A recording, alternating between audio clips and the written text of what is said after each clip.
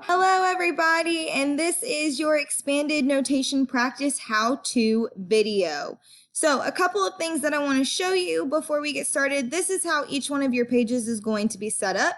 It is going to have our place value table here. It also has our expanded notation brackets already laid out for you. Every one of these boxes you are able to type into. So if you double click the box, you have your dashed line coming up, and at that point you can just start typing whatever numbers you need in.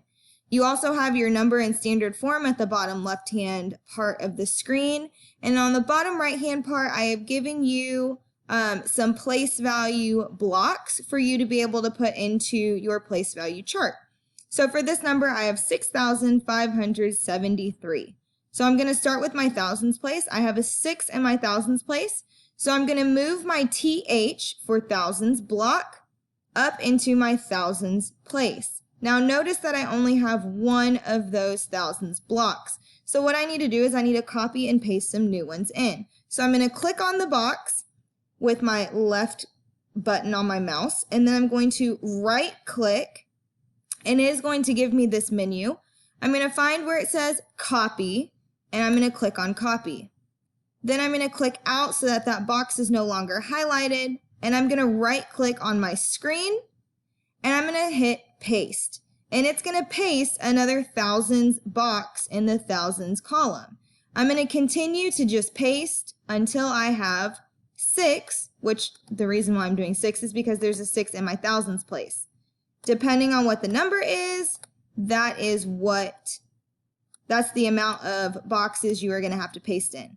So I just pasted in 6 thousands boxes into my thousands column on my place value chart. From here, I can move on to my hundreds, then my tens, and then my ones, and so on and so forth. Now that I have all of my base 10 blocks where they need to be, now I can start filling in my expanded notation parentheses. So again, I'm going to start in my thousands. In my first box, I'm going to double click, and I'm going to ask myself, how many thousands squares do I have? And the answer is 6. So I'm going to type in the number 6, and I'm going to type out, or I can click out, and you can see that there's a 6 in that box.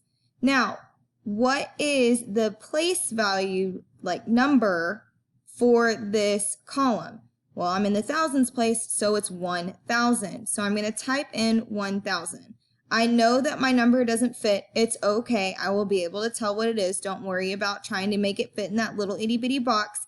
But you do need to make sure that you have the comma for your thousands. If you don't have a comma, I'm going to have to count it wrong. So I have 6 groups of 1,000. 1, 2, 3, 4, 5, 6, and they're all 1,000s. 1,000, another 1,000, another 1,000, another 1,000. You get the point. Now I can move on to my hundreds column. Again, I'm going to ask myself, how many hundreds squares do I have? 1, 2, 3, 4, 5. So I'm going to double click my box, and I'm going to type in the number 5. Now I need to ask myself, what does this box represent? Well, I'm in the hundreds place, so one box represents 100.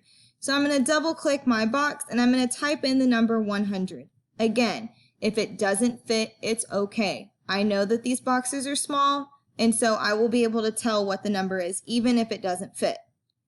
So this is telling me I have 5 groups of 100. 1, 2, 3, 4, 5. And they all represent 100. For the tens column, I'm going to do the same thing. How many tens blocks do I have? 1, 2, 3, 4, 5, 6, 7. Double click in the box, type in the number 7. Now, what does each square represent? Each square represents 10. So I'm going to double click my second box, and I'm going to type in the number 10. So this is telling me that I have 7 groups of 10. To my ones column, I'm going to count. How many ones do I have? 1, 2, 3. Double click my first box, type in the number 3. Now, what does each box represent? Each box represents 1. So I have 3 groups of 1. 3 groups, 1, 2, 3, each one representing 1. This is how you are going to fill out the remaining slides of this presentation. Don't forget to share it, and I have the steps on how to share at the very end of this slideshow. Thank you.